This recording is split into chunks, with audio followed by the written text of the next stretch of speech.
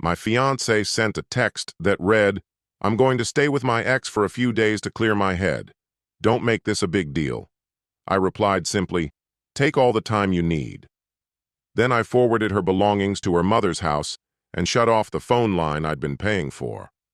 4 days later, she arrived at our building, dragging her luggage behind her. The doorman informed her she no longer lived there. Since then, she's been calling from her mom's phone, pleading with me to just pick up. I never thought I'd be the kind of man to write something like this, but life tends to flip the script when you least expect it. It all started 2 weeks ago, when my fiancée, Melody, sent me a message that pulled the rug out from under everything. "I'm at Dominic's for a few days. I need space to think. Please don't make it weird." Dominic, her college ex. The same guy she swore was ancient history when I caught their late-night messages 6 months after we started dating. The same guy who liked every photo she posted, without fail. The same guy who just happened to turn up at that industry conference last year. I stared at her message for 5 solid minutes. 3 years together, 8 months engaged, wedding deposits already paid, and now she was clearing her head under her ex's roof. I responded with 5 words: "Take all the time you need." Then I got to work. A few key things to understand. First, I'm a systems analyst. My entire career revolves around identifying weak points, building contingency plans, and executing clean solutions. I don't do scenes, I do strategies.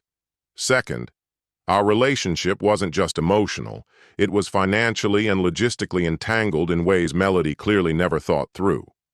Within a day, I had done the following. I contacted building management and removed her from the list of authorized residents. The lease was under my name, and though she'd been living there nearly 2 years, she had never signed the lease addendum. I deactivated her access to the gym, parking garage, and pool, amenities tied to my building membership. I canceled the extra line on my phone plan, which she'd been using ever since her own phone broke 6 months ago, something I'd been covering entirely. I returned her portion of our joint savings back into her individual account. We'd maintained personal accounts alongside the joint one precisely for scenarios like this. I packed all of her belongings, clothes, makeup, electronics, jewelry, anything that was clearly hers. Then I arranged a courier to deliver it to her mother's house, along with a simple note. "These items belong to Melody. Please ensure she receives them." I reached out to our wedding venue, photographer, caterer, and vendors to officially postpone the wedding. Every contract had a cancellation clause, because I had insisted on it. Occupational habit. At no point did I yell, send angry texts, or demand an explanation. I didn't create a scene. I dismantled our shared life with precision. The next morning, her mother called. "Melody's things just arrived. Is everything all right?" I stayed calm. "Melody chose to spend some time with her ex-boyfriend to gain clarity. I'm just helping her by giving her the space she asked for," I added. "Since her phone line may not be working, she's welcome to contact me through you if necessary." There was a pause. Then, "She did what?" Clearly, Melody had neglected to tell her mother where she'd gone or why. Noted.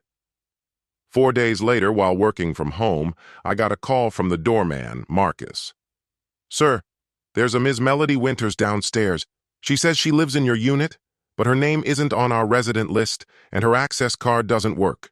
Just wanted to check with you directly." "Thanks, Marcus," I replied. "Ms. Winters no longer resides here. Please don't let her up." "Understood, sir." 20 minutes passed. Then my phone, my work line, started ringing with unfamiliar numbers. I let every call go to voicemail. The first message was from Melody. Her voice cracked with panic. "James, what is this? I came home and they won't let me in. My key doesn't work, my phone is off, call me back now." I didn't. The second voicemail followed. "This isn't funny, where is all my stuff? Why can't I get into the apartment?" Then a third message, this time from her mother's number. "James, please, I messed up. Can we just talk?" That was the message she kept leaving. It's not what you think. Please, just call me. I didn't respond. Instead, I wrapped up my work for the day, used the gym downstairs — she no longer had access to the building's amenities — and made a quiet dinner. Later that evening, I sent one message to her mom's phone. Melody, I've received your calls. Just so there's no confusion, there is no our apartment. The lease is solely in my name. There's no our phone plan either. I canceled the extra line I was covering. There is no our wedding. I've called off everything. You made your decision when you chose to stay with your ex to clear your head. Consider that head cleared, along with your things, which were dropped off at your mother's house 4 days ago. If you're missing anything, send me a list and I'll check. That message triggered the flood. Calls started pouring in. Her friends, her sister, and eventually her father, a man I had always admired. When he called, his voice was heavy. James, would you be willing to meet tomorrow? Just me. I'd like to talk. I agreed, on the condition we met somewhere neutral, a local coffee shop. When we sat down, he looked at me with a complicated expression, something between fatigue and disappointment. Melody says you overreacted, he said. She insists this guy Dominic was just a friend, that she only needed space to think things through before the wedding. I listened quietly, then set my phone on the table. I don't usually record conversations, I said. But when things started feeling off, I began documenting. I hit play. It was a recording from 3 weeks earlier. Melody on a phone call she didn't know I could hear. I don't know, Dom. Yes, we're still engaged. No, I haven't told him yet. It's complicated. The wedding's already paid for. I just need more time. I'll figure it out. Her father's face dropped. I didn't need to say much more. There's more, I added. But I think that covers the essentials. He let out a long sigh and rubbed his face. Her mother and I raised her better than this, he said quietly. I believe that too, I replied. We sat in silence for a while before he finally asked, So, what now? Now? Nothing. It's over. It ended the moment she chose to stay with her ex. Everything else is just logistics. It's been 10 days since that meeting. In that time, Melody's version of events has shifted repeatedly. Version 1, she just needed time and I cruelly locked her out and took her stuff. Version 2, she was unsure about the wedding and Dominic was only a sounding board. Version 3, I was paranoid and possessive. She turned to an old friend for comfort. Current version, she made a single error in judgment and I'm exacting disproportionate revenge. None of these narratives acknowledge the recorded call. None mention the overnight bag she took to her ex's place. None point out that she didn't reach out to me once during those 4 days, not until she was denied entry back into the apartment. Then came the final curveball. Yesterday. Dominic's actual girlfriend reached out via Instagram. Turns out he had told her he was simply supporting a friend through pre-wedding anxiety, but she found text messages on his phone that painted a much more intimate picture. She's no longer living at his place either. So now the irony is complete. 2 women, both believing they were in committed relationships, now find themselves shut out of apartments they didn't sign leases for. Both are learning what happens when you treat someone else's space like it's automatically yours. Assumptions don't carry legal weight. Agreements do. I've blocked Melody on every platform except email, which I've rerouted to a separate folder I only check weekly. Her belongings remain with her mom. Most of the wedding deposits are refundable, and once everything's settled, I'll return her share. Is this response heartless? Maybe. But you know what's colder? Getting a casual text from your fiancé, telling you she's crashing at her ex's for a few days, like she's just running an errand. Some people seek heated arguments and dramatic closure. Me? I prefer order and firm boundaries. She sent a message.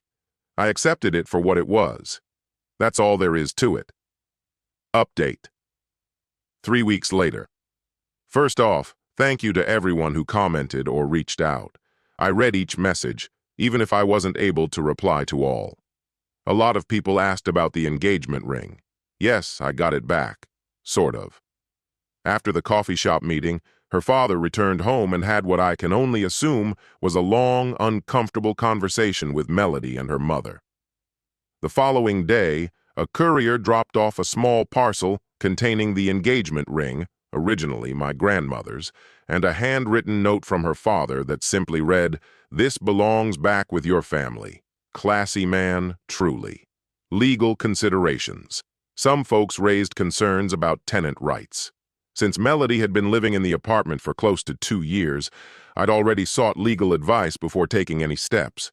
In our state, if someone isn't listed on the lease and can't show direct rent payments to the landlord, their legal standing is pretty limited. Even so, I took thorough documentation and saved every text conversation, just in case something came up. So far, nothing has. About the recording. A few people mentioned that recording her phone call could be illegal depending on where you live. Just to be clear, what happened was this. The apartment has paper-thin walls, and I happened to come home early from a work event and overheard her talking from the hallway. I wrote down everything I heard right after. It's second nature from my job. I'm used to documenting security flaws and vulnerabilities. There was never an audio recording, just detailed notes. Hope that clears things up. Where she's living now. According to friends we share, most of whom took my side after getting the full picture, Melody is still staying at her parents' house. Dominic, it seems, made an attempt to get back together with his girlfriend rather than offer Melody a place to crash. Funny how fast priorities shift when reality hits. The wedding aftermath. The venue, surprisingly, was pretty accommodating. They mentioned this kind of thing happens more often than you'd think. Most vendors refunded deposits after deducting standard administrative fees. I've already calculated Melody's share of the reimbursements, and will deposit it into her personal account once everything's finalized. Business is business. The last thing I expected. Out of the blue, Melody's younger sister got in touch to apologize for the angry voicemails she left me at the beginning. She said that after hearing everything, she felt ashamed of how her sister acted and wanted me to know that not everyone in their family supported her choices. We'd always gotten along well, so I appreciated her reaching out. Have we spoken since? A lot of people have asked if I've had any direct contact with Melody since all of this happened. The answer is no. She still sends emails weekly, and their tone has shifted over time. From furious, "You had no right," to pleading, "We can fix this," then introspective, "I get why you're hurt," and lately apologetic, "I made the worst mistake of my life." I read them. I don't reply. Honestly, what purpose would it serve? Her most recent email included the line, "Nothing actually happened with Dominic. I just needed to be sure what we had was real and whether I still had feelings for him." Even if I took that at face value, and I'm skeptical, what kind of person tells their fiancé they're crashing at an ex's place to think things through? That text alone ended it. Everything that followed was just a methodical system reboot after a catastrophic failure. Edit. Just logged back into a flood of comments and messages. Thank you all for the support. To those saying I sound cold or robotic, when someone reveals who they truly are, believe them. Melody showed me exactly who she was with that one message. Everything afterward was just me acting on that information with clarity and precision. Did I see signs? A few of you asked if I ever had a gut feeling. There were small red flags, like the second locked Instagram account I once glimpsed over her shoulder. Strange absences she didn't explain well. How her face subtly changed when someone brought up his name. But there was no smoking gun until the phone call I overheard 3 weeks before her infamous text. I'm not naturally paranoid. I'm just observant. There's a difference. About her stuff. Some accused me of withholding or stealing her belongings. Let me be absolutely clear. Everything that was clearly hers was packed with care, documented, and delivered to her parents' home. Shared property and gifts are still in the apartment. If she thinks anything is missing, she's free to send a list. I'll address every item in good faith. To everyone asking why I didn't fight to save the relationship, what exactly was I supposed to fight for? The honor of constantly guessing my wife's whereabouts every time she needed space? A future built on scanning her phone when she's in the bathroom? That's not a partnership. That's a surveillance operation. A few people have reached out, questioning whether I regret ending years together over what they call a single lapse in judgment. But this wasn't a slip. It was a sequence. The error was in sending that message. The choice was going to her ex's home. The betrayal was whatever took place there. And the deeper issue? Believing that any of this was remotely appropriate while engaged to be married. This isn't about vengeance. It's a logical reaction to updated data. I'm not wired for revenge. I work in systems. And when systems fail, we don't get emotional. We troubleshoot. We implement fixes.